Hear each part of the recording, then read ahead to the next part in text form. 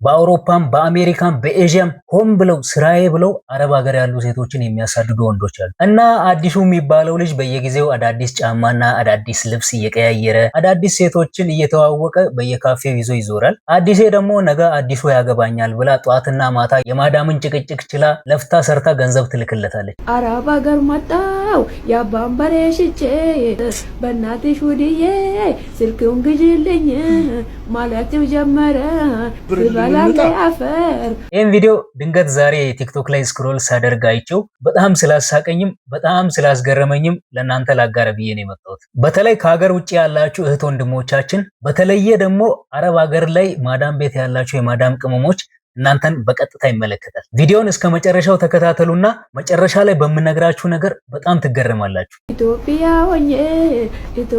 ሆኜ ኑኪያ ነው ስልኬ ኢትዮጵያ ሆኜ ኑኪያ ነው ስልኬ አረብ ሀገር መጣው ያባንበሬ ሽጬ አረብ ሀገር መጣው ያባንበሬ ሽጬ አረብ ጋር ሲመጣ ሁሉም ተቀይሬ አላማዬን ትቼ አይፎን ገዛሁት አላማዬን ትቼ ችግሬን ረስቼ አይፎን ገዛሁት በገዛት አይፎን ፌስቡኩን ከፈትኩት ከነ ቲክቶኩ ከነ ሜሴንጀሩ ሁሉንም ከፈትኩት መጨፈር ጀመርኩት ቲክቶክ ላይ ወጥቼ በየአይነቱ በነዘርነቱ መዘርዘር ጀመርኩት አሁን ተቀየርኩት ፌስቡክ ላይ ወጥቼ አንድ ልጅ አገኘሁት ወድሻለሁ አለኝ ይወደደኝና አፈቀርኩ አለኝ ያፈቀረኝና ናፈቅሽኝ ይለኛል ሳላየኝ አይኑ ውዴ ይለኛል ሳልወደ በግዱ ባይሆንም በዘቤ ይሆናል ገንዘቤ ውዴ ይለኛል እቤት ሰርሻለሁ ሲሰራለሁ ቤቱ ብሩን ስቢ ይለኛል ይሰራለሁ ቤቱን ላኪ ብር ይለኛል እኔ ማራዳ ነኝ አላኩተን ብሩ ሲመጣ ሰራለሁ አሁን ይቀመጥ ስንል ተጋባባኝ እየመጣ መጣ ሱሬ ቀደደ ጫማን ተበጠሰ ስልኬም ተሰበረ ሌባ ሰረቀብኝ በምን ልደውል በእናትሽ ውድዬ ስልኩን ግዢልኝ ማለት ጀመረ እየሳቀ መጣ ወደኔ እየወሰደ ውድዬ ይለኛል ማርዬ ይለኛል ሳልቀምሰኝ መጥቶ ውድዬ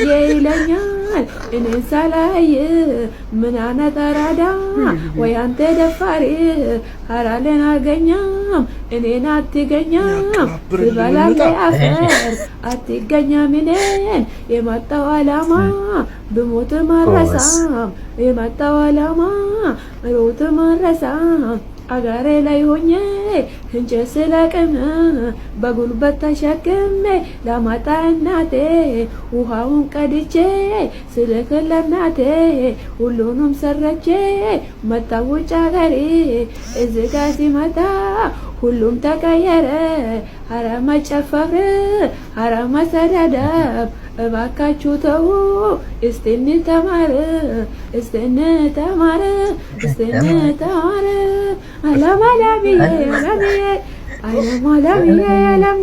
እንዴት ነው? በጣም ያስቃል አይደለ? እኔ መጀመሪያ የልጅቷ ግጥም ቤት አለመምታቱ ደግሞ በሙዚቃ መልክ በዜማ ለማለት የሞከረችበት መንገድ በጣም ነበር ያሳቀኝ። እናንተም ስቃችኋል ብዬ አስባለሁ። ነገር ግን ከማሳቁና ከማዝናናቱ ባለፈ ትልቅ መልእክት ያለው አይመስላችሁም? አንዳንድ ሴቶች አባታቸው በሬ ሽጦ የእርሻ መሬቱን አስይዞ ተበድሮ እናታቸው ጉሊት ቸርችራ ከዚህም ከዚያም ተበድራ ወደ አረብ ሀገር ከተላኩ በኋላ ሀገሩን ሲለምዱ ቲክቶክ እና ኢሞ ላይ ላይቭ መቀመጥ ሲለምዱ የወጡበትን የሚረሱ የመጡበትን ዓላማ የሚዘነጉ አሉ። ወድጄሻለሁ አፍቅሬሻለሁ ላለ ወንድ ገንዘብ እየላኩ እናትና አባታቸውን ዞር ብለው የማያዩ ሴቶች አሉ። ደግሞ እዚህ ኢትዮጵያ ላይ አንዳንድ ቦታ ምን አይነት ነገር አለ መሰላችሁ? ሆን ብለው ስራዬ ብለው አረብ ሀገር ያሉ ሴቶችን የሚያሳድዱ ወንዶች አሉ። ሴቶቹን በፌስቡክ በኢሞ ይተዋወቁና ወድጄሻለሁ አፍቅሬሻለሁ ሀገር ቤት ስትመጪ እንጋባለን ብለው አሳምነው ገንዘብ ያስልካሉ።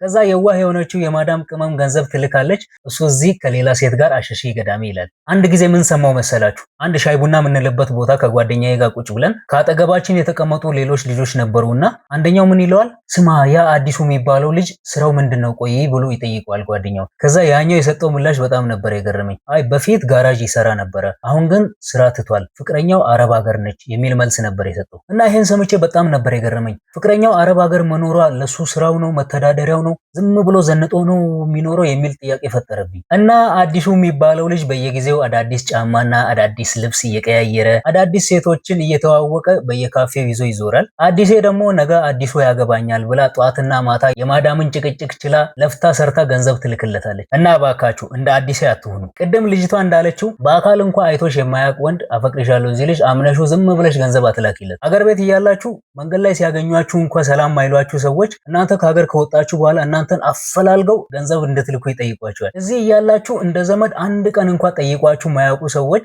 እኛ እኮ ዘመዶችሽ ነን እያሉ በፌስቡክ ይመጣሉ። እንዴ የወንድሜ ልጅ፣ እንዴ የእህቴ ልጅ፣ እንደው ትንሽ እኮ ገንዘብ እኮ አስፈልገኝ ምናምን እያሉ ይመጣሉ። እና ይኸውላችሁ እናት አባታችሁን እርዱ፣ እህት ወንድሞቻችሁን አትርሱ።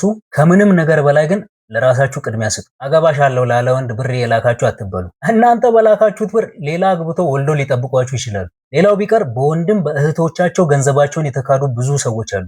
በዚህ አጋጣሚ ደግሞ በጣም ብልጥ የሆናችሁ ጎበዝ የሆናችሁ የወጣችሁበትን ዓላማ የማትዘነጉ ብዙ ሰዎች አላችሁና እናንተም በርቱ ለማለት ያክል ነው። በአውሮፓም በአሜሪካም በኤዥያም በየትኛውም ክፍለ ዓለም ላይ ያላችሁ የሀገሬ ልጆች በያላችሁበት ፈጣሪ ይጠብቃችሁ። በአረብ ሀገራት ላይ የምትገኙ ወንዶችም ሴቶችም እህት ወንድሞቼ ሰላማችሁ ብዝት ይበልልኝ። ማዳም ቤት ያላችሁ የማዳም ቅመሞች ሸቃሊቶች ፈጣሪ ይጠብቃችሁ፣ በሰላም ወደ ሀገራችሁ ይመልሳችሁ። እስኪ ከሀገር ውጭ ሆናችሁ ይህን ቪዲዮ የምትመለከቱ ያላችሁበትን ቦታ እየጠቀሳችሁ አለን እያላችሁ ጻፉልን። እና የዛሬው ቪዲዮ ይሄን ይመስል ነበረ።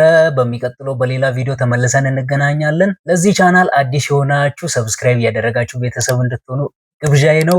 እንዲሁም ይህን ቪዲዮ ላይክ እንዳደረጋችሁ ተስፋ አለኝ። እወዳችኋለሁ። መልካም ጊዜ። ወገኔ